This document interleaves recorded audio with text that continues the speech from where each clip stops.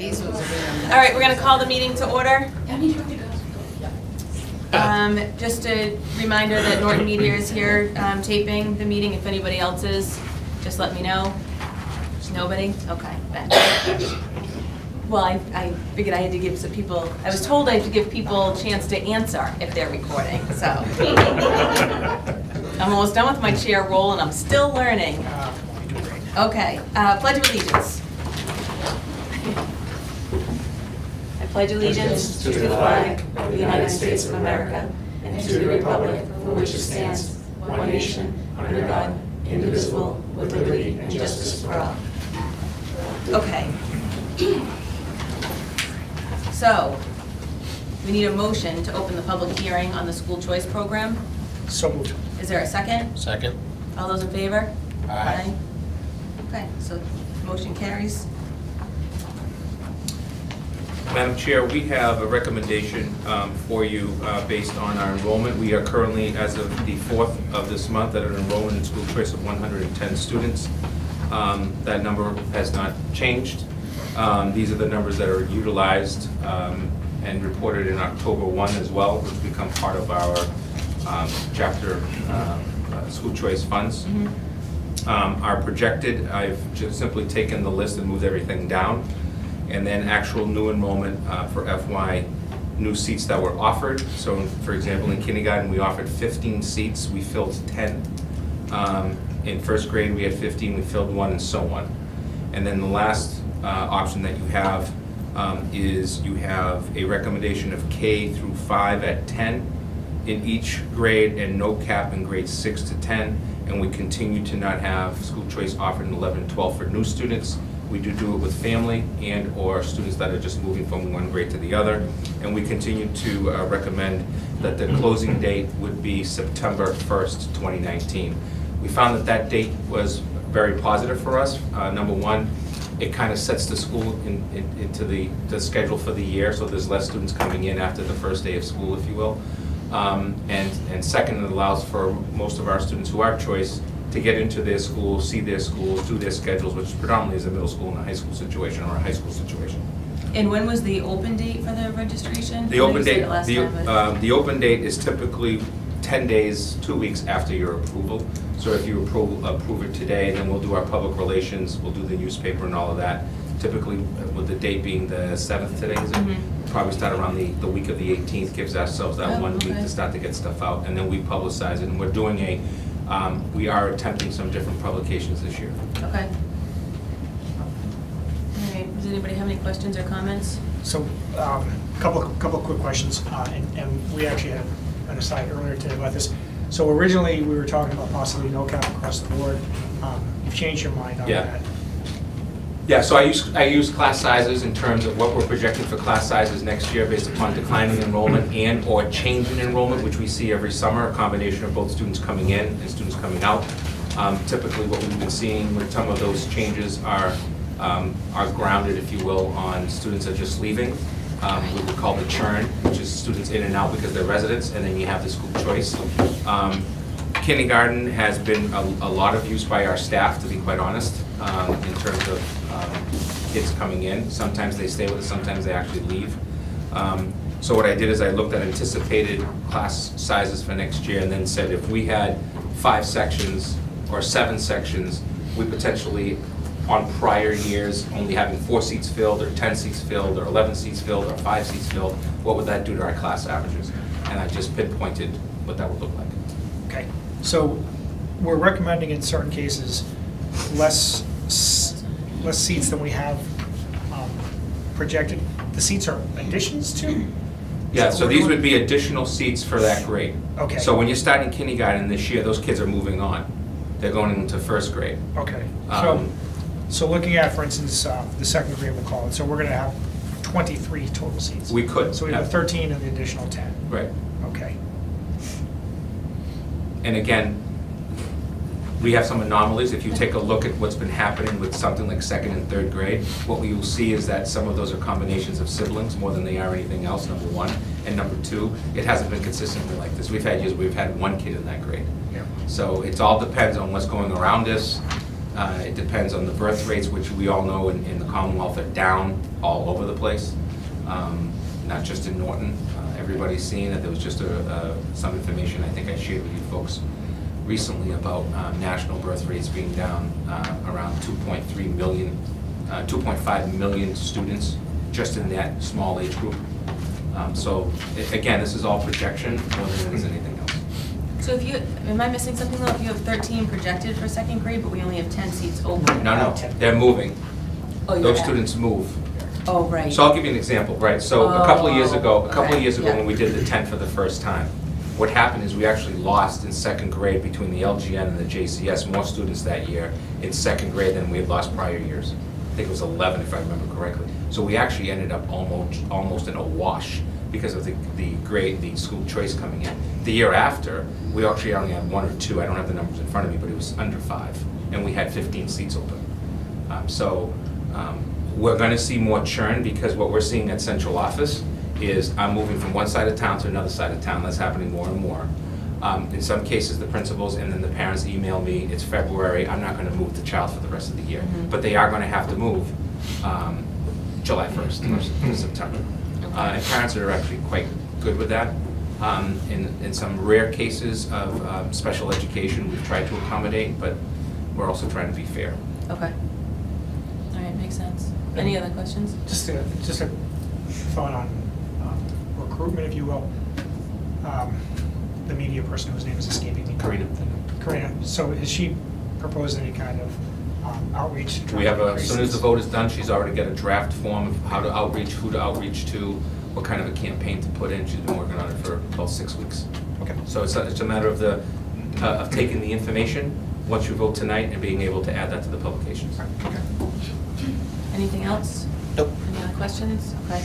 So we need a motion. You need a motion to Motion to- accept school choice as recommended. Oh, yeah, right, okay, that's out of order here. All right, so a motion to accept. Actually, you want to close it Okay. and then add it. I should have known Terry would be raised. Motion to close the public hearing on the school choice program. So moved. Second? Second. All those in favor? Aye. Caroline, I did not. Thank you. Now we need a motion to accept the superintendent's recommendations on the school choice program for the 2019-20 school year. So moved. Is there a second? Second. All those in favor? Amy. Aye. Okay. So next we'll move on to the public hearing of the FY 2020 school budget. So now we need a motion to open the public hearing on the FY 2020 school budget. So moved. Is there a second? Second. All those in favor? Aye. You folks have the handout. There are some extra packets. We can get them out if you'd like. If you want to grab a couple extra packets. And we have a line item budget to present tonight. Process started, as the school committee knows, and internally in late November, where we began the process. We allowed staff and administrators to go through the process of putting in information through the months of December and actually extended into after the first of the year. And then myself and Matt went through every line item request with each individual person. So this would be your central office administrators, your building level administrators, everything that they wanted on the list. And that was presented to you as a line item. If you can go to the second page real quick. As a line item request of $3,428,073 or 12.02%. That's the request that came in from everybody. There was no elimination of any position, no elimination of why do we need that material, nothing. It was printed, published in that specific format. Saturday, last week, we had the workshop with the school committee and administrators where we go through and the school committee starts to see how do we get into a running formula, if you will, to present to the FinCom and to the town and then to the town. And what we did is we brought that back. If you go back to the first page again, we took the line items mandated with the special education ELL 504s, which as a line item increase is 11.2% mandates. It's a 3.70% increase to the overall budget. Very reasonable. General education, came in at a 4.28 line item request. It is under 3% as a total to the budget. General education is up 2.87, mandates are up 3.70. Both very reliable numbers for a total increase of 6.57%. It's the smallest budget increase that the Norton School Committee and the superintendent have requested in the last 6 fiscal years. This is the budget increase of $1,872,261 that we are bringing forward to the town. $1,055,000 of it is mandates. So anything that doesn't get us to 1,055,000, right off the bat begins cutting in general education or other means. But then again, another $817,000 that's in the general education budget. You can go to the second page. So how do we try to get Joe, there? can I Yes. just, I want to clarify something because it's somewhat semantical, but the 1,055,000 gets us to the mandates, but the statement that anything less than that gives us cuts, that's not to say that 1,055,000 avoids all the cuts. No. Because some of No. the, 817 and change is going to be things that we're going to have to pay for, salary increases, et Exactly. cetera. So Exactly. So and just want to clarify that. yeah, so we'll see if you go to the next page, what we'll see is your mandated contractual increases that are seen across the board in terms of every department. So you have your total teachers contractual increase in general education, mandates, total of 1.2 million. You have your paraprofessionals at 179,000. I want to be clarified because this is a little bit higher than typical. This is a one-year contract that extends the paraprofessionals' workday by 30 minutes per day, every day. And that is solely because of meeting the needs of our students and safety of our students, more than it is actually instruction. It also provides for our paras and our teachers to potentially work around that schedule to find time to say, what's the priority today? What went wrong yesterday? And really talk about kids, which I find to be one of our biggest weaknesses in order of communication. It's a custodial contract increase of 0.1, 29,000. They're in the second year of a 3-year. And then the administrative assistants, it's a total of 12,243. I believe they're in the second year of a 3-year as well. And then you go to a total collective bargaining units of 1.4 million. And then you have the confidential employees. Because people like myself or Matt, we all work in both mandated areas and general areas, it's an even split of 338. Confidential employee line item of a 1.19 increase. It's actually the smallest increase I've seen since we've been here. For a total increase here of 6.27. And then we try to make this as easy as possible. So what are our mandates that we have as increases? We have $130,000 worth of positions here that I'll talk to you in a few minutes. We have a music, wellness, technology, and school to careers increase of $235,000 for a total net increase in positions of $365,000. We've been talking about music and wellness since I've been here. With the increase in opioid addiction issues throughout the Commonwealth, with the increase in vaping that we are seeing, with the increase in social emotional issues that we're seeing, this wellness position is 2 people. One to reinstate health at Norton Middle School, and the other one to create a wellness program at the high school that's beyond physical education wellness, but actually are talking about the hot topics. This is actually a recommendation that also comes from the student body 2 years ago when I met with students and they said, why don't we have a required wellness class? So a lot of people have put in time and effort to say we need to prioritize this. And I think the vaping has just taken us to a whole nother level as well as the opioid situation that we have throughout the US and in Massachusetts. Music is a 1.5 position where we're actually hiring the second teacher for the high school, which should make our high school students, very happy, because what that does is it elongates our schedule to allow for students to be able to get into the music classes that they've been shut out of because there's only one teacher. We actually have more arts teachers. We also don't forget we now have a fine arts graduation requirement where students have to take at least a semester of fine arts before they graduate from Norton High School. And that is part of meeting the Mass Core, which is the recommendation connected to 4-year public schools. The easiest way, if you will, to get into those schools is by meeting those standards. The tech is literally reinstatement of a technician that was cut 3 years ago and bringing that person back. That is all to do with over 2,000 new pieces of equipment that we have around Chromebooks and technology, and we're getting behind. And the problem is you can't spend that type of money on technology without having bodies to be able to do it. We have one technician right now, one network person who also tries to help in that direction, and then our instructional director, Karen. Our School to Careers is a contractual services issue. It's not a position.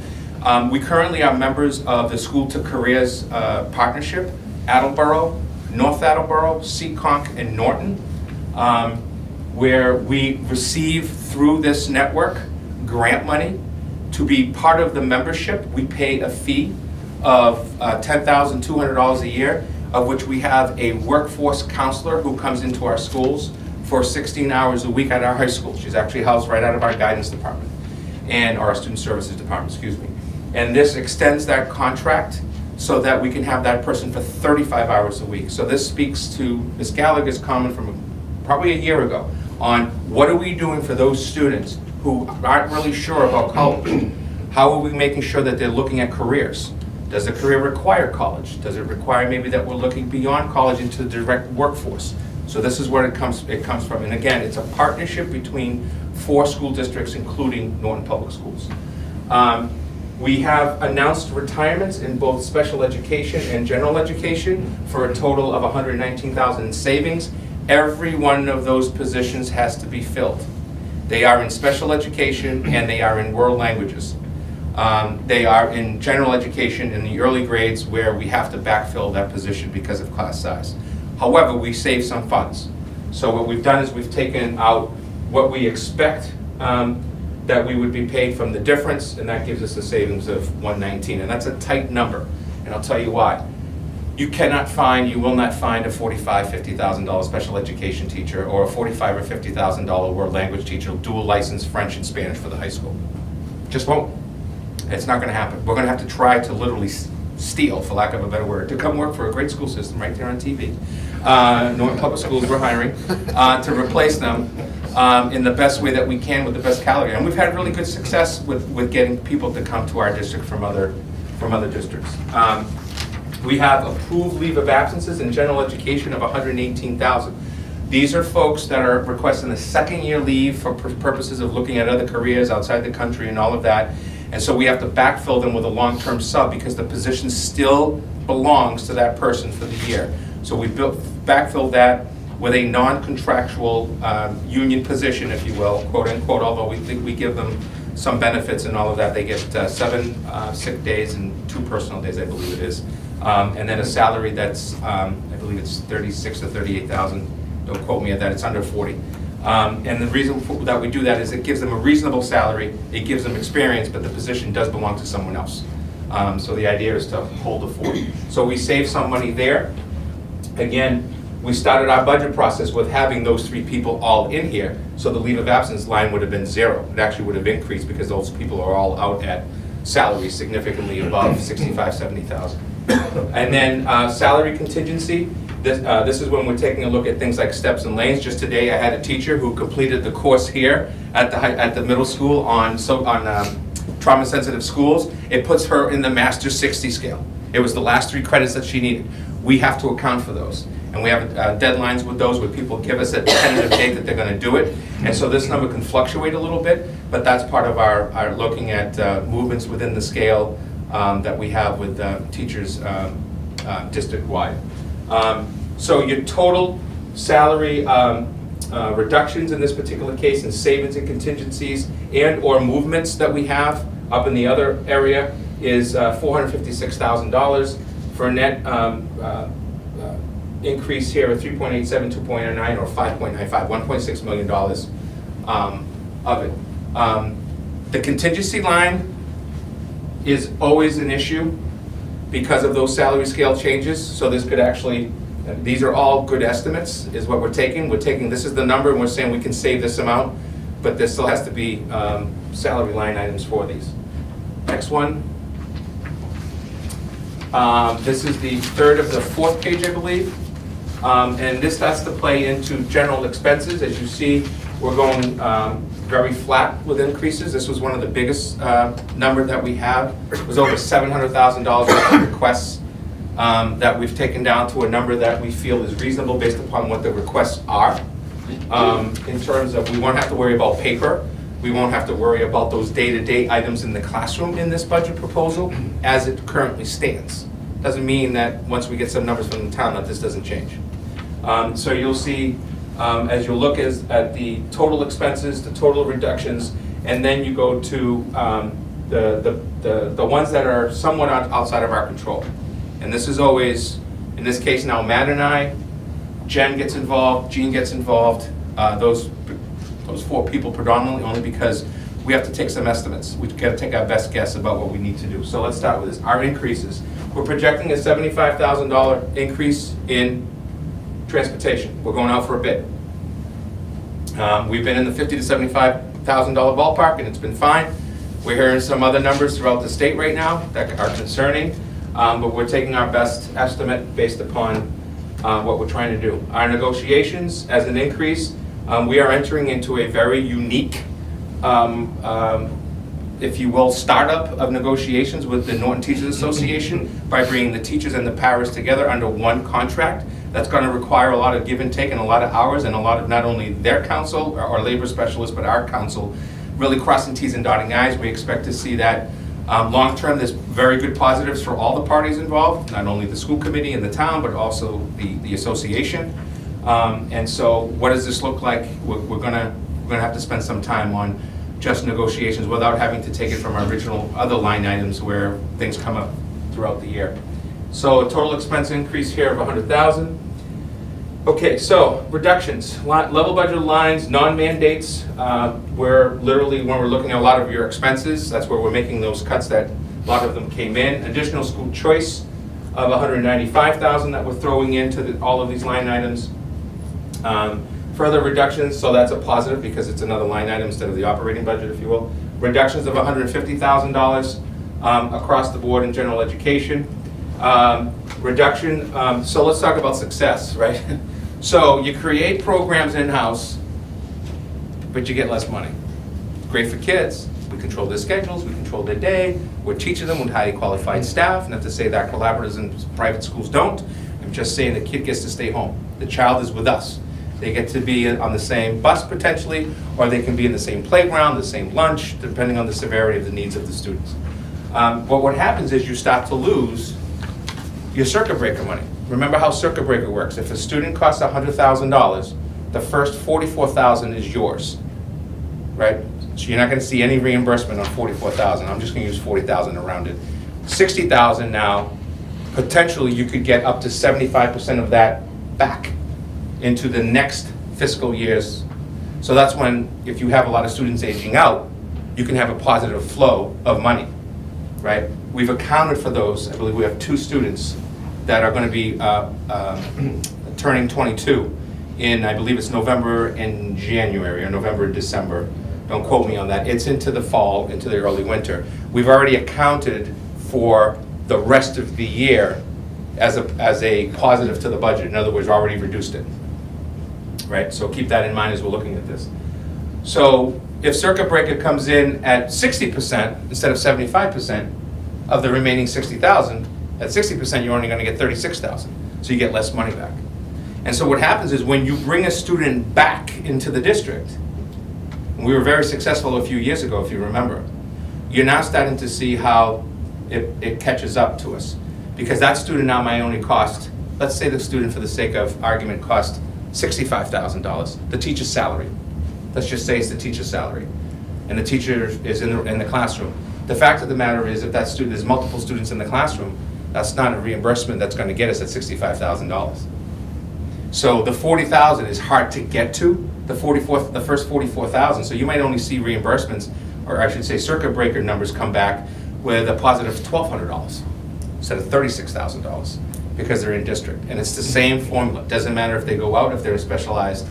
Where we sometimes can see some benefits is when you have a lot of one-to-ones within an area, but even then. So this year, we're actually doing the circuit breaker through Matt's office with Sam we're actually doing the circuit breaker for every single special education student in our in-district programming. And that was directive from me. I said, let's just go through it. I don't care if it's $50. It is the positive to us. I don't care if it's $100. That's the reason why we kind of flipped the position to be more finance, because we need somebody to put their mind to it and figure out, you know, if OT is, speech, I'm seeing Kim here, if speech is with that student 3 times a week, times 30 minutes, there's a potential that adds up to a certain amount that can get us, along with all the other services, above the $44,000. So if it gets us above the $44,000 by $1,000, so it's $45,000. If the state's reimbursing us at 70%, we'll see $700 reimbursement, or to circuit breaker positive for the following year. It's a lot of work, but I think it's time for us where we are financially to really just do that work as much as we can. And that's money that comes directly to the school committee under circuit breaker. So I think that's a positive. One of the biggest things that we also reduced here in terms of reduction is tuition placements. There is tuitions in the budget, over $200,000. That's in there. That's been the number that we've roughly been using. I'm taking an educated guess based on data and information. Tomorrow morning, this budget in special education could change by 1 placement. Student moves in, the rest of this year's the cost share, July 1st, I own it, my budget's already off. That's the way it works. That's the system.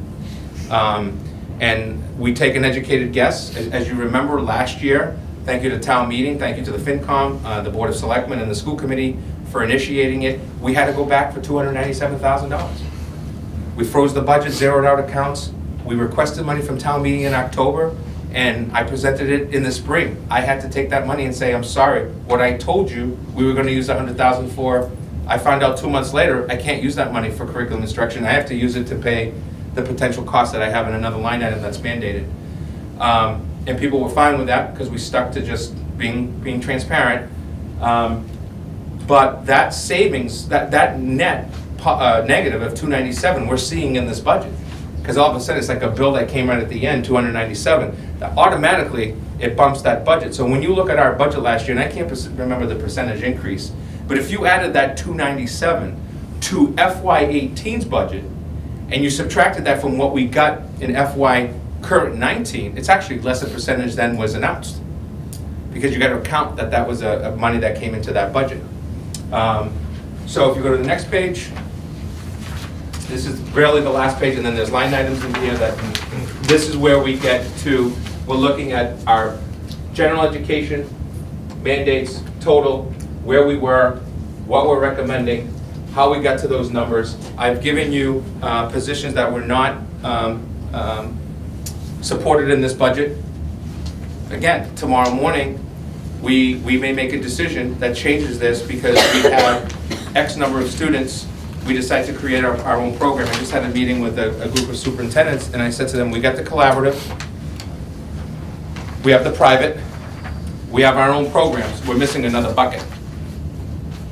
The other bucket that we're missing, and this is locally, is inter-district agreements, where us and another district say, I have 2 students, one-to-one student, why don't you send your student here for my program, I'm gonna send my student to you, and the costs are way down. Because the positions are already there, you just have to come up with what's the agreed tuition. The tuition's gonna be less, the teacher's already there, we're gonna be paying for an offset, or they're gonna be paying for an offset of the tuition, which saves money in our operating budget. The student still belongs to them, so if anything, if it happens that the student has to go out of district, it's not school choice, it's an inter-district agreement on special education. And it can be very successful. It has been successful. I've was part of it in my last district. Our students who had Down syndrome in pre-K to 6 went to X district. In 7th grade until 22, I picked them up. So that my student would come back, but any student from that community would also come with them. And the kids get to travel together, you get to know the kids really well, you get to see transitional services better done, so on and so forth, and the cost can be minimal. Now, if the student has a lot of individual needs, speech, OT, PT, ABE, and all that stuff, you work that into your contract where when things change, there's a cost associated with it. The biggest issue that comes into play is who is covering the costs for benefits for that person, and typically what you do is you put that into the cycle of what the total agreement is, so that no town can say, well, I'm paying for all of that teacher's benefits or that person's benefits. So it can be very, very successful. I'm pretty happy with this budget recommendation. I think it's a budget recommendation that's feasible. We do not have any numbers at this time. That's not too late. The town, we present this budget on the 18th of March to the Finance Committee. We will be presenting it as 2 line items. As you know, you have 2 different copies of your budget. One is solely just mandates, and the other one is just general education. That's how we're going to present it. We're the only group on the agenda for that night. So we'll be able to present it. I'll have slides and rationale and all that stuff as part of that. They'll get this budget by the 13th, so we'll have it to them. Today's the 7th. We should have it to them by Monday or Tuesday. Questions, thoughts, ideas, concerns, comments? I do want to thank my staff, everybody that's involved with this, and just helping to put it together. Now, Mr. Wells and company get to do a lot of photocopying. We are changing our process. In the past, we've done the binders. We're actually toning it down in terms of not the line items. The line items are all there. You know exactly what Bietta makes, and you can actually figure out how much the average is for a teacher in a department and all that. But we also think that the data is what we should give them. I'll give them the rationale in writing provided to them, and then all of this stuff will go on our website after tonight. We'll start doing that. Any questions? And or if you just want to comments? just scroll down so that you can just see the minutia of what we did. And I didn't talk about this, so maybe we want to talk about it since it is the public forum. We are carrying over currently about $300,000 in school choice. We are anticipating in the Department of Revenue, it says 660. We have a total of 960, and we are using 717,000 of it into the budget under technology, hardware, software, furniture, books, curriculum, and all of that. Will leaves us with a net of $242,000. Some of that money will be used, potentially could be used the rest of this year, just because of situations, things that come up that we think the school committee would think is a good idea. So that's where we are. We've talked about the technology for a long time, the hardware, the software, and all that stuff. Then you move into your revolving. We have some deltas, if you will, differences in terms of 2 line items, facilities revolving and pre-K revolving, with some positives of $60,000 and $40,000. And then you have the grants, which right now we're expecting to be at negative $16.9 for Title I. These might actually break even for us, but every year that I've been here, the 10% to 5% negative has worked. So I continued the 10% negative for that. So our grants, I just want to tell you something I told the school committee, I think it's important. When I started here, total grants, it was only these, by the way, there was no others, was just under $1.3 million. We're currently at 824, we're projecting 818. So we've lost over almost $500,000 worth of federal grants and assistance in the 6 fiscal years that I've been here. That's a lot of money. And a lot of that has to do with recounting of students, for example, under free and reduced lunch. That's become a major issue. As you know, this year we had another issue with it because students who are on Mass Health, they changed the formula. We ended up with about 30 to almost 40 families, 30 to 40 families, I know it's in that number range, where all of a sudden they were expecting their free or reduced and they no longer were. And it's caused some hardships on families, to be quite honest. And we're the messenger, not knowing, no publication, nothing, that this was coming forward to us. And then if you want to just go to the next one, the next slide, it literally begins every individual line item from FY18, original, adjusted, drafted, superintendent's recommendation, percentage increase. So every line item can be ridiculed in any way, shape, or form that you'd like. I have no questions. I already answered your questions today. We already catch. Thank you for that. Well, we want to, you know what? I say this to people all the time. You may not like the line item, you may not like the number, but you can't say it's not there. You can't say we haven't put it forward. We have the most, we've gone 8 fiscal years ago. This was how long the budget was as presented, sorry. It was a 1-pager. to as much as over 80 pages of a line item budget and presentation. Ridicule it. You may think somebody makes too much money. They don't make enough money. You know somebody who works and you don't like them. You can do whatever you want with this. But you can't say you don't have it. And there are also on our website, up through 2018, which should be published any day now, is the Transparency Center. That's the audited numbers. Those are audited by the Department of Revenue and DESE numbers. How many students, your per pupil expenditure, what do you pay per pupil for healthcare? How much do you pay for books? What's the comparison to other districts? You know, some of those numbers are really interesting to note, because what you will see is, in one area you'll see that the state is actually giving us more money than some competitive districts. But the reason why other districts have more money is because their local government is providing more money. It is what it is. I'm not crying about it. It's just, those are the facts. So feel free to go through this, ask questions, so on and so forth. Does anybody have any questions? I want to actually highlight something real quick, because you kind of glossed over it. But Matt, can you go back to other revenue sources? Just one slide back. So this comes up every year, and I want to highlight this. You did mention it, but I want to really harp on this. 717,000 plus of school choice is already in this budget. So please don't ask us, well, why don't you spend the school choice? We've already spent it. Like, it's already in this budget for things. There is a small overage of 200,000, which we're probably gonna have to use at some point. We're going to probably, yeah. But this comes up every year, you know, oh, you have 50 million in school choice, why don't you use that? We don't. It's already in the budget, it's already accounted for. And So- to your point, there are no high school teacher laptops, there are no 4 or 5 Chromebooks, there are no 450 Chromebooks, there are no another 450 Chromebooks, there are not another, none of this is in, it would be in the budget, because your budget has been so lax outside of the school choice. That, same thing with curriculum. You know, the science curriculum is in here for purchasing, that we need textbooks and materials. That's part of all of this here. And books and curriculum can be a very positive thing, because they can be literally a one-time purchase for approximately 5 to 7 years. And then they're not a whopping, they're usually in that $60,000 to $100,000 range. But our operating budget hasn't been able to just say, well, here's $100,000 for science. We've been using what I think is simply one thing. Norton believes it's a competitive district. There are families who choose to leave. Those numbers have definitely dwindled. I think you're going to see some huge positives in the DOR report in the fall in terms of projected enrollment at other schools. But you also have to remember that some of these costs continue to go up. You know, so therefore, you know, you have 19 students in the classroom, you have 23, and there might not be much of a difference. But the fact of the matter is, with school choice, what you're doing is you're saying, how do we take care of some of our needs that we have with basically 110 students are taking care of some of these needs. That's what it comes down to. I think it's a fair budget request. I know you guys have certainly put in a lot of hard work, and we appreciate you doing so, you and the rest of your staff.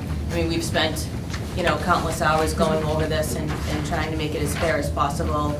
I think the amount of school choice that we're using is, you know, should be recognized.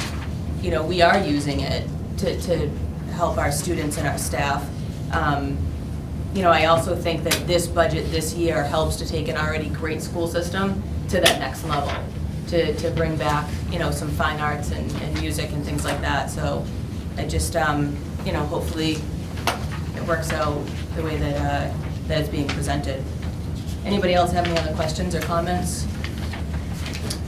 I just want to let you know too that I will be posting for these mandated positions, including the retirement backfills, literally probably tomorrow or Monday, because we want to be at we know we need these positions. They're going to be budgeted one way or the other, because they're either a mandate or because we have to have that position, and so we might as well get into the competition of trying to figure out who wants to come to the Norton Public Schools sooner than later.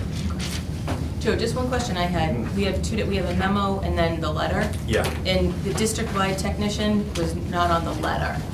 It's probably because I put it underneath. Let me just see. It should be underneath there. I'll add that. Okay. Should be under the general education. Right. Yep. Okay. Good So that catch. will be added. Okay.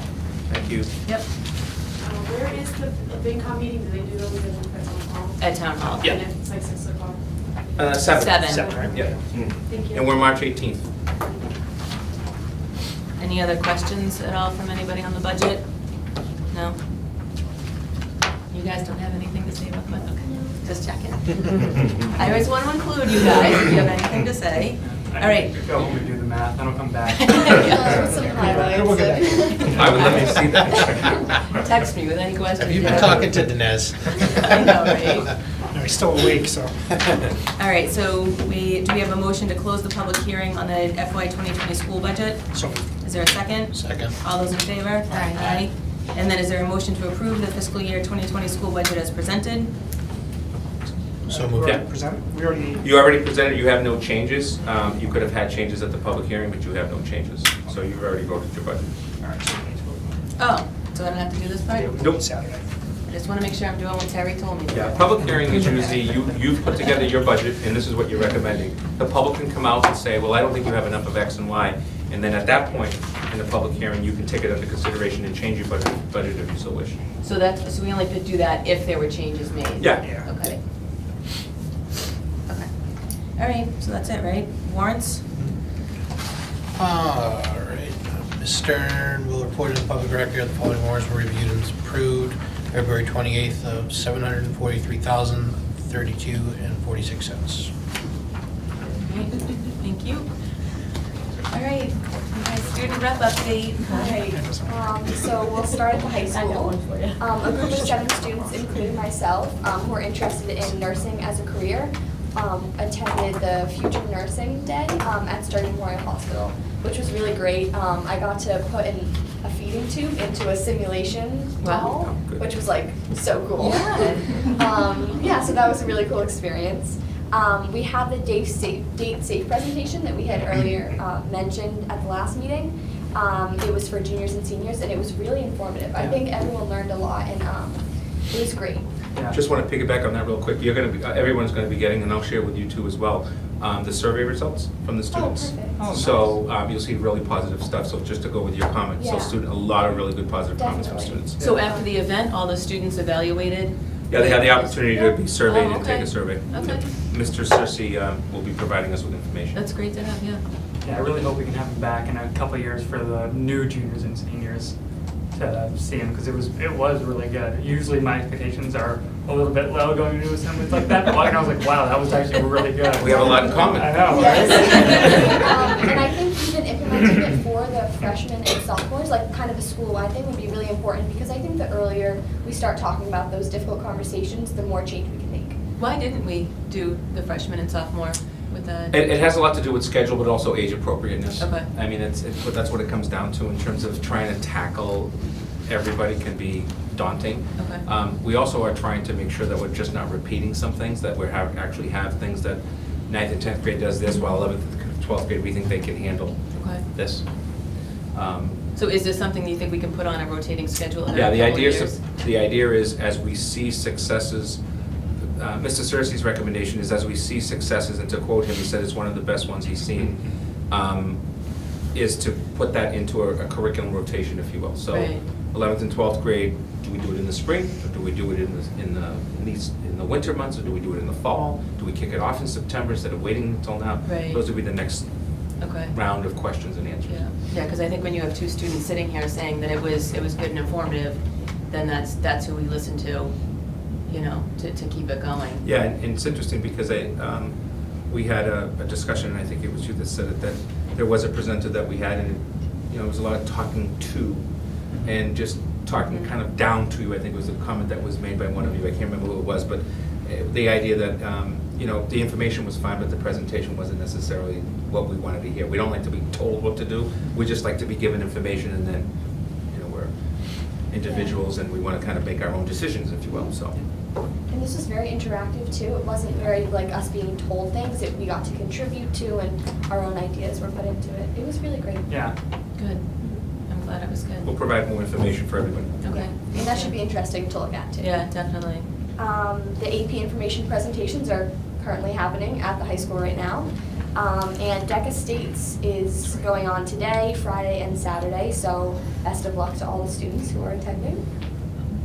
Also happening, next Wednesday, the National Honor Society is hosting the Senior Prom, and the theme is Hawaiian. So How old do you have to be? Uh, Well, I'm 50 now, so I got my ARP card, so maybe I can start looking at these things. Maybe, I have no idea, I don't remember the beginning age limit. It's a great event. I've actually popped in to see it. It's really well run. Where is it? In the cafeteria at Okay. the high school. Yeah, and also next Wednesday at night is Mr. NHS. And then the talent show, as mentioned last meeting, is still on the 29th. Are you in the Mr. NHS? Next year, maybe. Yeah. I'm judging, so I just, Yeah. wanted to, A little biased there. yeah, a little biased. We'll shut the camera off for that part. At the LGN, the Winter Carnival was actually postponed due to weather, so it is happening this Saturday, March 9th, from 10 to 1, and again, volunteers are still needed, for anyone interested. At the Yale, they have 1 week left in the 5,000 Acts of Kindness Challenge. I'm not sure how much progress they've made, but I do know that at the Yale, there is a little poster up that's telling their progress. So I'm rooting for them. Yeah. And the book fair is also next week at the Yale, as well as the JCS. The Kathy Bailey game is happening tomorrow at 7 at the Norton High School gym, so make sure you attend and show your support. And lastly, but definitely not least, all the students celebrated the first snow day of the year earlier this week. We all had a great time Yeah. staying inside and staying safe. Sleep. It was very interesting because I had to work that day. I had to come in, make sure everything was all set for Tuesday. And I had a wonderful student, a senior, who said thank you, very nice, very gracious, as I saw her at her work. And I'm like, well, wait a minute, you got the day off and now you got to work.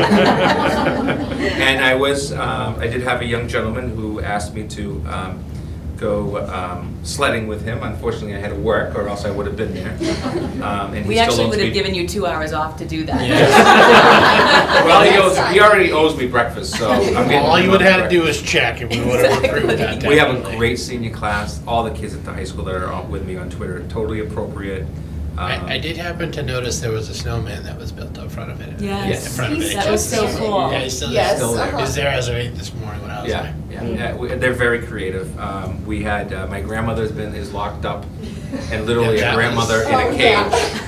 My grandmother's locked up until we That- call it that- snow day. that- That's the that won all-time the best for me internet so that day. far. It is That won fun the watching you go back and forth with some of the seniors, and I'm sure other kids too, but it is fun to watch on Twitter, the kind of joking back and forth about the snow day, so. Yes, I'm really well- glad the seniors got their day. You never Yes. know, I could be doing a canceling of school snow day with a little bit more entertainment than just a phone call. You Well, never know. Their You never superintendent's know. working out, just so you know. I was fully waiting to see that, so next time, Joe. Oh. All right. All right, I think that's all from us. That's it. All right, thank you, guys. All right, so next, vote to approve naming of Norton High School Student Support Center. Yeah, thank you, Madam Chair. As you know, we have a process that began a few months ago. That process has gone through its required policy process. And you have a recommendation that went from the building principal to the site council at Norton High School to take the current Norton High School Student Support Center, which has no name, and name it the John B. Atwood Student Support Center. Mr. Atwood was a 30-plus year veteran of the district, elected school committee member, lived in town at one point, highly regarded, especially by some of the veteran staff who really know him. And we thought that because of his job and his dedication to the district for so long, that would be an appropriate place to recognize him for his work for students throughout his time. Great. So that requires a vote of the school committee, and then with your approval tonight, I would contact the family, and then we would schedule something, we'd probably move a meeting to the high school, hold it right at the high school. That'll give us time to get the plaque done and the naming done and all that stuff. We'll have like a little Yeah, ceremony we have a after or ceremony, something. Okay. very much the same way that we did Coach Pat's in upstairs. Yeah. And we'll go from there. Okay, great. Anybody have any questions or comments? All right, so do we have a motion to name the Norton High School Student Support Center the John B. Atwood Student Center Support So moved. Center? Is there a second? Second. All those in favor? Aye. Thank you. Okay. Okay, next is the Chinese Norton Public Schools Agreement. Yeah, so you have a tentative signed off agreement of just something that we did, that I did with our visitors that were with us, but I really wanted to take you through the informational memo that I provided you that talks about some different things that we're doing. Some of it a duplicate, what other districts are doing, and at least one that's a little different. A local district is also involved with this. I just saw them today and we were talking about it. Number one is that we're coming to an international education diploma program agreement with Boston Wise, which is a third party that works with high schools in China. They would like to see students, their best qualified students, come to Norton High School as a senior. Under public school, they can only come for a year. It would be a diploma program from Norton High, so these students would have to meet our minimum requirements as coming in seniors, including language assessments and so on. And then they would come to Norton High. They would live with family in Norton, and which is done by the third party, not by us. We just get the information out. With a tuition cost of $14,400 for tuition and bus only if they have to, and a tutor rate of $35 per hour on top of that if the student needs any type of academic tutoring during their time here. The students would have to pay for everything else. There is a cost benefit to the families that host of $1,000 a month, up to $10,000 a year for the 10 months. That is considered earned income, that's my understanding, so there's some tax implications. And we would provide college and career counseling for that student beginning as early as in their 10th and 11th grade in China. What we're looking to really look at is very much like a private school sends a counselor, a guidance counselor, admissions counselor, or a college does. Our counselors will be working in that process. The second one that's different is an international education cultural exchange program for grades 9 through 12 only, where the students are coming here. And that's a $12,000 tuition set for tuition and bus only, and a rate of $35. And this is more of a student who wants to be here, but they're not looking for a high school diploma. In most cases, they're going to be coming either in 11th grade and then they go back. Hopefully their grades continue to be fine, but they go back and they actually graduate in China from their high school only. And again, host family is the same idea. For both of these situations, if the student resides in town, it's also considered a enrollment increase. So therefore, we get Chapter 70 benefit from DESE. So there's a positive for us, and that's an average of about $10,000. And then the last one, the third one, is actually the most kind of creative one in my set. We've been asked to partner. It's a tentative agreement because all the dignitaries there and all the important people, they have to sign off on this. But the way that this works is that they would like to use our 9th through 12th grade curriculum in their Chinese high school. Our teachers in content areas would go for as much as 2 weeks to China, all expenses paid for and financials, to actually teach their teachers the course. And then what we would do is we get potential reciprocation that would come back our ways, where we would potentially be able to hire a Mandarin teacher and teach Mandarin to our students who want to take a foreign language such as, or world language such as Mandarin. And Mandarin, and the number one for us is American Sign Language that the students are really into. What's unique about that is that they want our curriculum. They want that student to then come in 12th grade already knowing our curriculum. So what is expected in a freshman English class? What is expected in an Algebra 1 class? What is expected when you take a history course? Those type of things. And this is a true international high school in China that actually has students, in this case they're predominantly Chinese, but it can have students that come from other countries as well. Not on here, that goes with all of this as information, is really the third part, which is when do we get to go to China? And that's in the books as well. And we're looking at the spring of either 2020 or the fall of 2020. So, and the idea behind that is a total full exchange of us going there, learning about them, and then having the reciprocity of them coming back and visiting us. We currently, as you know, have that type of program already. This year we did it in 4th through 9th grade. We actually had a student at the high school, and we had 7 students in this building, and we had 5 or 6 students at the Yale. And I just want you to, as Westerners, just want you to think about your 4th grade son or daughter leaving your country for 2 weeks, going into the home of strangers that you don't know, spending their time in the school with people that they know. 4th grade. Where do I sign? Pretty. How do I get into that? I'm a 7th grader. How do I do it? It's just a whole different way, and they love the American education system. And there's flaws in our system, as we know, but they just see it a different way. The average class size in China is 45 to 50 students. I remember talking to the principal that was here last year. Yep. And she was saying that, and I was, I couldn't even fathom it as a teacher. And kudos to Boston Wise, who's our organization that we work with.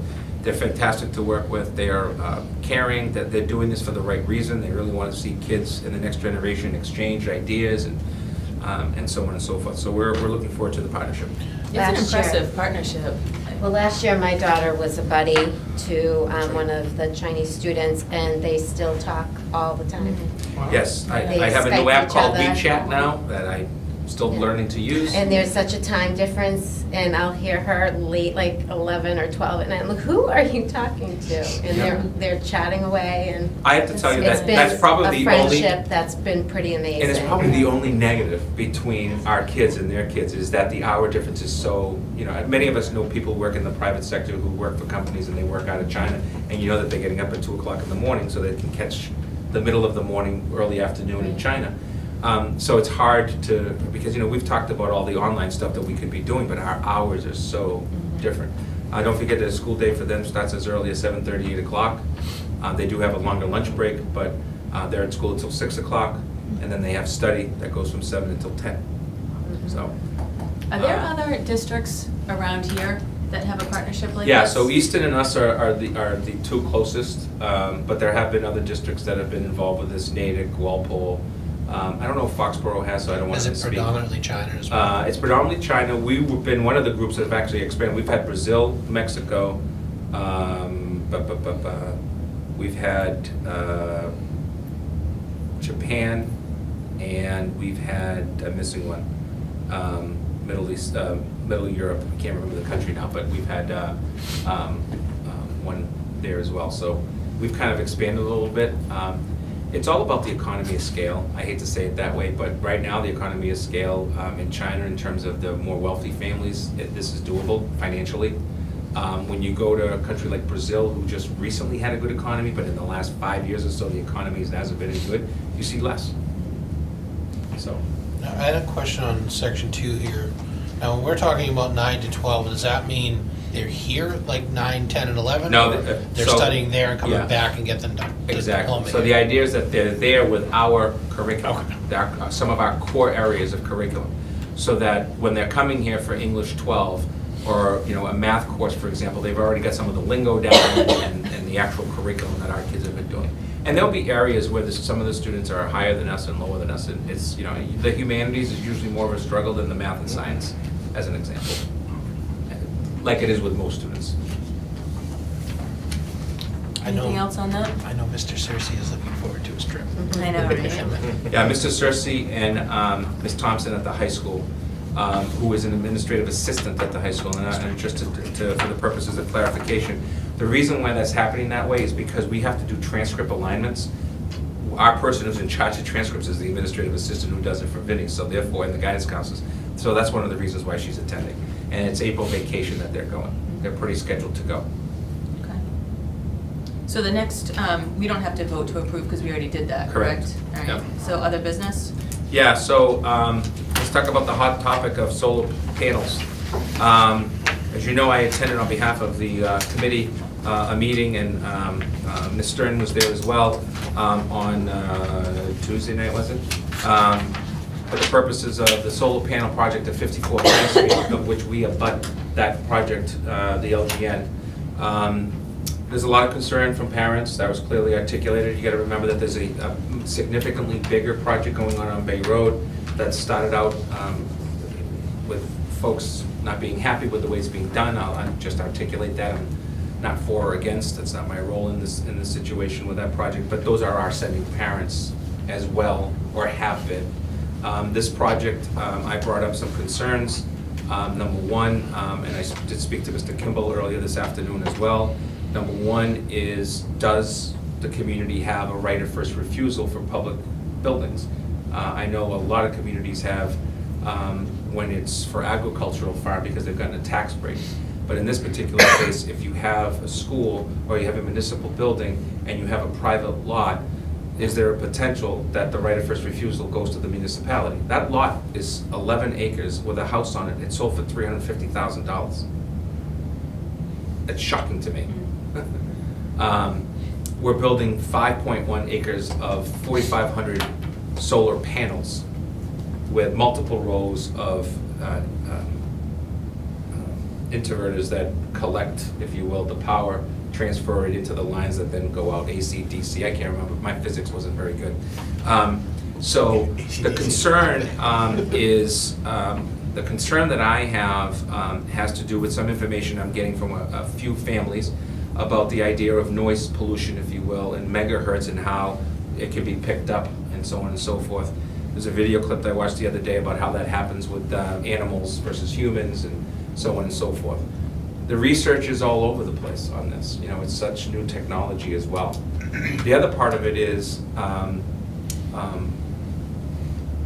wish that the second comment that I made that I'll stick behind is, I think it's really, really important that when a private person can sell their lot for whatever reason, which we can, anyone can, and it's a business that's going in there just like the solar panels, which is part of that residential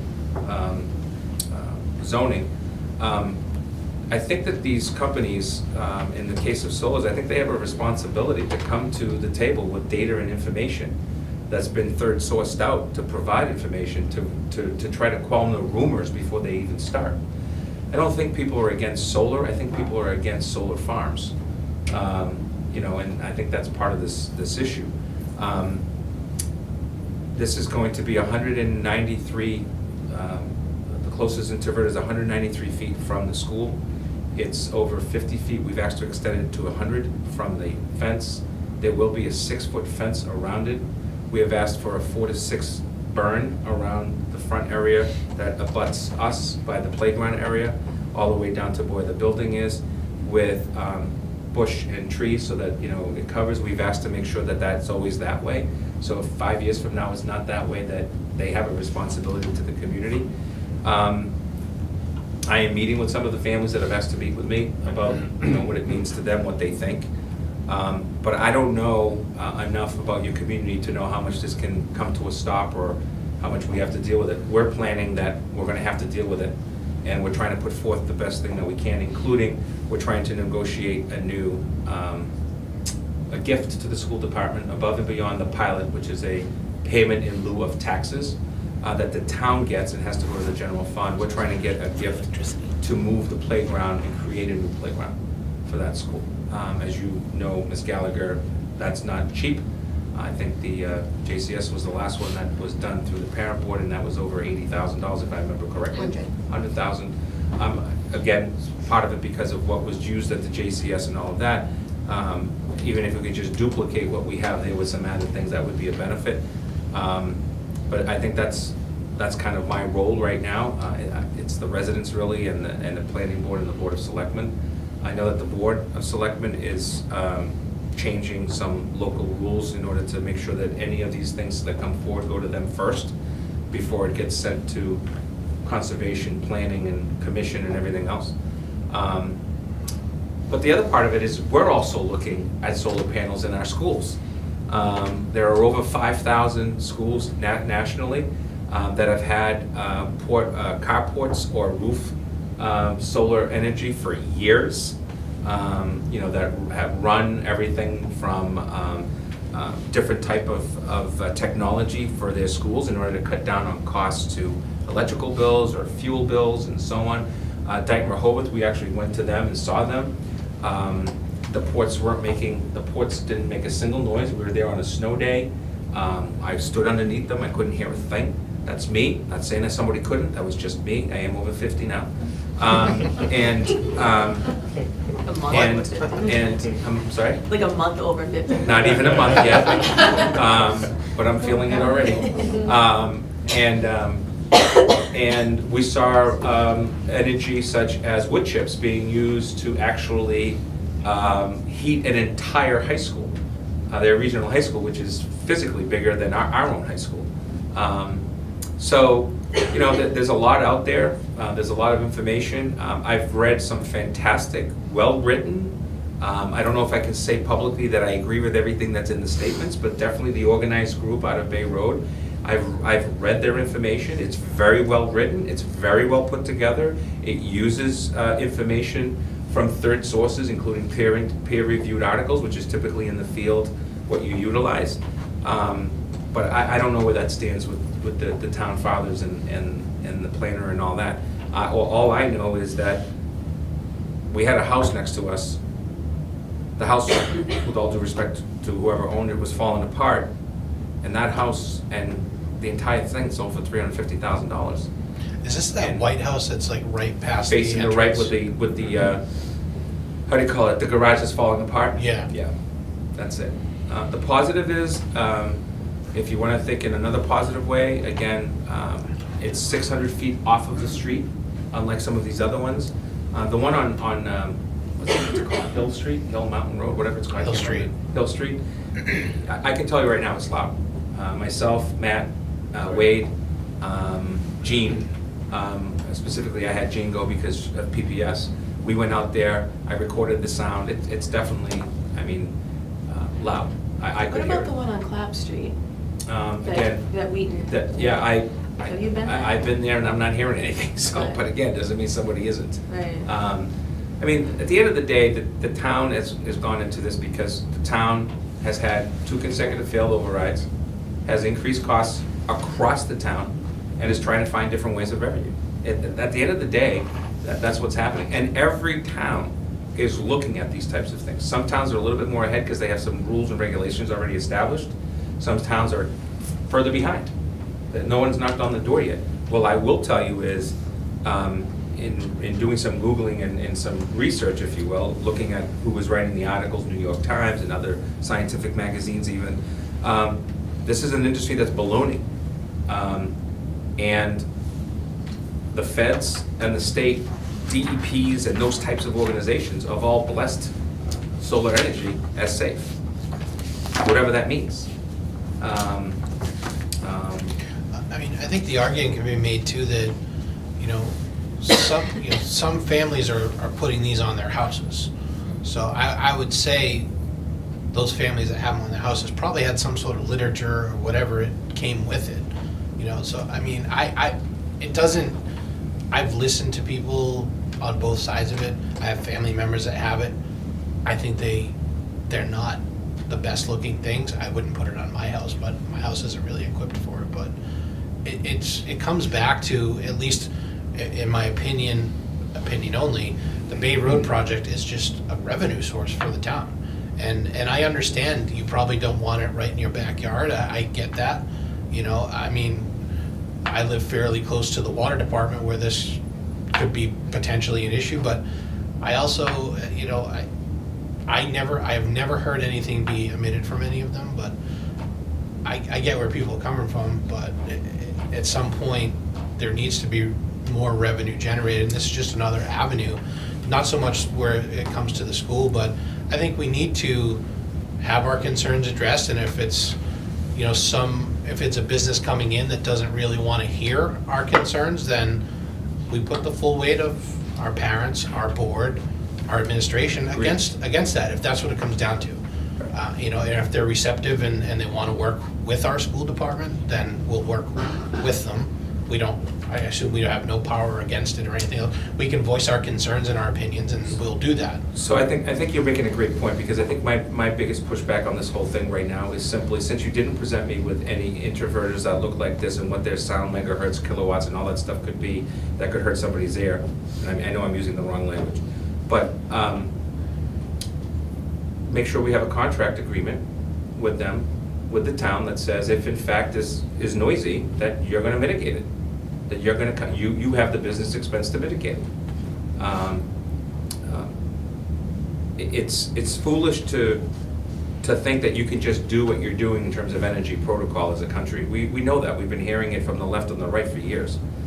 But the fact remains that I think all of us are seeing incredibly rising electric bills. I know I have, number one, and heating bills and everything else.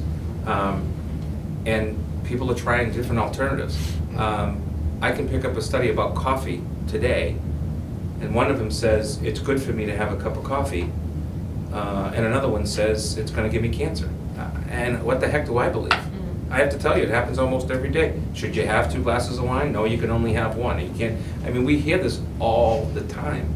And solar energy, I think, is in a little bit of that fix. I just wish that the third parties that are doing this, whatever their company is, that they would grapple and get some concrete information put together. That it's hard to accept somebody who comes in and just says, believe me. I'll leave it at that. I think hard it's to accept important, that. I think it's important too for us as a school committee and for the administrators to kind of watch how this thing plays out, because, you know, there are some comments online, you know, please tell me the schools aren't considering this. Right. Well, yeah, we are. Yeah. Because you are looking outside of the box to bring extra revenue to our school department so that we can fund the requests that we're trying to keep up with to make our school system better and better every year. This So- building's had solar panels on it since 1997. Right, and that's what somebody said. It's not bringing a lot of energy in, but these panels have been But on here and still. working since 1997. Right, but it's there. It's there. You know, so I think that we just have to kind of watch how this whole thing plays out, because it can affect us as a district, you know, with money and help that we can get with the utilities and things like that. It's something that we need to watch how this thing plays out, and, Yep. you know, people just have to be aware, you know. Yeah, and I provided my information to some folks that were at the meeting the other day, and one of them has already reached out, and we're going to try to schedule. I am going to go to the meeting on the 26th. I've asked Paul, Paul G., our town planner, for the latest information that they provided at the meeting the other day so that I can review to see what's happening. And then I've also reached out, and we'll reach out again to simply say, so where's the status of the relationship with the schools in terms of coming to some tentative agreements before it moves forward? Clearly, they want to have a partner, there's no doubt. It's just a matter of what that looks like at the end of the day. One of the meetings the other day, there was some requests to move the first few rows of the panels out. The gentleman rightfully says, listen, I got to go to my bosses because that costs money. It's money they won't be able to bring in. I don't know what the tentative cost analysis, you know, in terms of, we know how much productivity they can have, but what does that really mean? Is it a multi-billion-dollar solar farm, or is it a $1 solar farm? I don't know. And I guess my question is how, if it's private property and it's a private sale, how can it be stopped? Well, part of the Because problem it's zoning. is, so that is part of the issue, and I brought this up. What's it used for residential Yeah, zone? it's a residential zone area that has, under the regulations, the allowability of something like a solar farm. And so what happens is, somebody got creative and said, well, you know what, I'm just gonna sell it, and that's a good price. And, you know, somebody came to it and now is gonna spend the money to put it together. But that was one of my comments that I made. I'm worried that any of my schools can have this happening, number one. But more importantly, that long-term planning, and again, this is not my role as your superintendent, but long-term planning of the community needs to have some kind of direction on what that looks like. I mean, you don't want to become necessarily the solar capital of the world. Right. Maybe you do, I don't know. But there's still a lot of open space in town, and that's the other part of it is, you know, we've talked about the Community Preservation Act. This is a perfect example of how the town could utilize Community Preservation Act funds to have a right of first refusal on a piece of property and purchase it right away. Or, you know, get the loan and then pay it off with that type of money. So that's a continuation of another good discussion that I know that the Board of Selectmen is moving forward with by putting together a working group to see if there's any love for that. Which they are looking for volunteers. So anyone interested in being on the Community Preservation Act Committee can reach out to the town manager or Bob Kimball. Right. So there is a progressive movement to try to address some of these issues in a creative way without just hitting the operating budget for either side, Right. regardless of who we are. I don't know if as a town, we want to start getting into the business of buying people's land just to stop revenue streams from coming in. Yeah, I'm not really sure that, in fact, I think a couple of years back, we were trying to go through the process of auctioning off private land that we could Yeah. take in possession of, Right. for lack of a better term. Yeah. So I'm not so sure that we want to start in that direction. The question of the company being responsive, are they being not responsive to reasonable requests, or are they not responsive to accusations? Because they're two different things, right? So nobody's showing up at a meeting representing that company the way I would, and this is just me and the way I think. So show me some of your study and research that says Yeah. it doesn't do this, it doesn't do that, to counter just blatant accusations versus some quote accusations that have some thought behind them. Yeah, the question would be, I think for me, is at some point, and I've read the letters and I've read the articles that they cite, and some of it is bad science and some of it is misrepresenting what the articles are saying. So just thinking like the company is, I don't know if I would want to start getting into a situation where I have to start defending myself against vague or you know, just simply wrong science. Like that's, to me, that's a losing proposition for them, right? So if, and I'm not saying that this is true or not true, but you know, electricity causes leukemia. That's I don't know how I prove that that's not the case, right? Because the evidence on that is anecdotal at best, right? Well, some hospitals are doing this as well, so. Yeah, so, I mean, World Health Organization said it just doesn't, Right. evidence doesn't exist. I know the lead issue with the solder, you know, they cite that as, hey, this is gonna happen, he's gonna break down. That's not what the article says. The article says if they're damaged and left there, yeah, then eventually it'll leak into it, but the assumption would have to be that the company's gonna clean up its broken panels and replace them with new ones, because it's gonna affect their revenue stream. So, you know, I kind of get where the company would kind of be somewhat arm's length, at least initially. But if they're not responding to something, a request of yours you think is reasonable, that's something different. I kind of circle back to what you and Dan referred to. You know, it's a revenue stream for a town that desperately needs it. I'm not so sure we should be trying to stop these guys. That being said, honestly, if yesterday I looked out my back window and saw a cranberry bog, and next week I was going to see a solar farm, I'd be upset about it too. Right. I understand that, but we can't have it both ways. We can't not raise our taxes and not bring in additional revenue. It's not sustainable. Ms. Sawyer reminds me of an article I've already read, and I'll share with the committee tomorrow's call. It's the North Carolina Clean Energy Technology Center, which is a University of North Carolina system, chartered public service center administered by the College of Engineering at NC. And as she notes, and I've noted the same thing, and I'll share it with you, it's by far the most balanced, for lack of a better word, overview of solar energy. It actually, one of the comments, if I remember correctly, talks about make sure you plan for when this stuff is old, 20 years from now. There's a plan Yeah. for how that Dispose of it. company is going to take care of either the upgrade or the getting it out, and not the local taxpayer.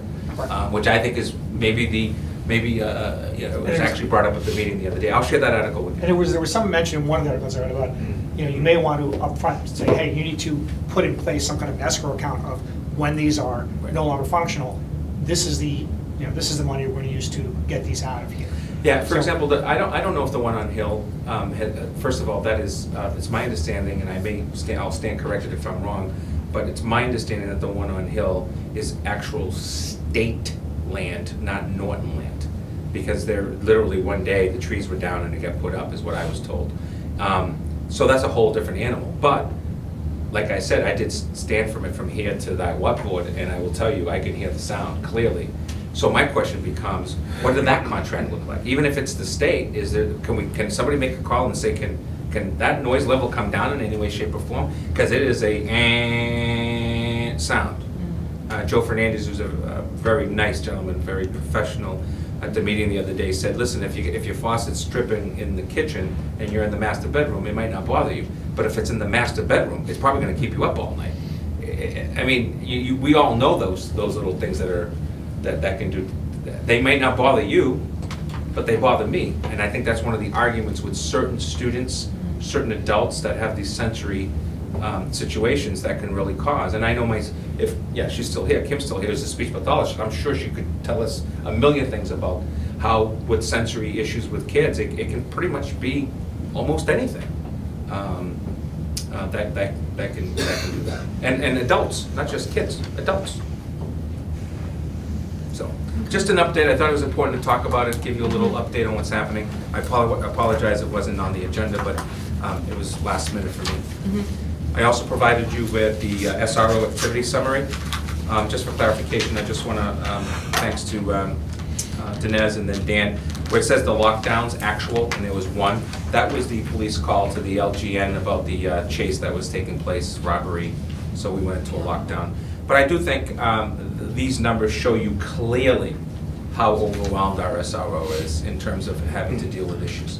And a lot of this is just follow through, crossing T's and dotting I's and that type of stuff. But everything from bus issues to interviews to harassment, theft, you name it. Officer Dennett has been an incredible asset, and to be quite honest, the entire police department and our supporters at the fire department in terms of what they do for us as well. So thanks to them. And then lastly, I did give you the team representative athletic booster rosters, and you'll see in that list who has the established 501c3, who does not, who has an email with the first name and last name that was provided to us. I will once again update this with you as I get assurances. I have reached out to that third-party source that you asked me to potentially look out to, and he's considering it. That's the best I can give you. Somebody who is not a 501c3 may just fall under the umbrella. Correct. That would be somebody you could fall under. So you have baseball, basketball boys, basketball girls, golf, gymnastics, soccer boys, soccer girls, sprint track boys, sprint track girls, tennis boys, tennis girls, volleyball, winter track, wrestling. Yep. All of those and wrestling is a established 501c3, by the way, for the record. Which one so is that wrestling? Wrestling, yeah, pretty sure. I'll double check. Again, what we're gonna do next is we're gonna reach out to these folks and we're gonna say, could you please provide us a copy of your 501c3 so we can just have it for the purposes of organizing this as much as we can. I do not believe that gymnastics has boosters. Okay? I'm not positive, but I'm very certain. Yeah, I'm pretty certain as well. That there's no one person that's even come forward. Yep. I don't think if they were gonna fundraise, they would hit me up for money, and I do not. Yeah, given any. So- All right, anything else? Nope. Nothing? All right. Motion to adjourn? So moved. Is there a second? Second. All those in favor? Aye. Aye. Thank you. Thank you. See you on the 21st.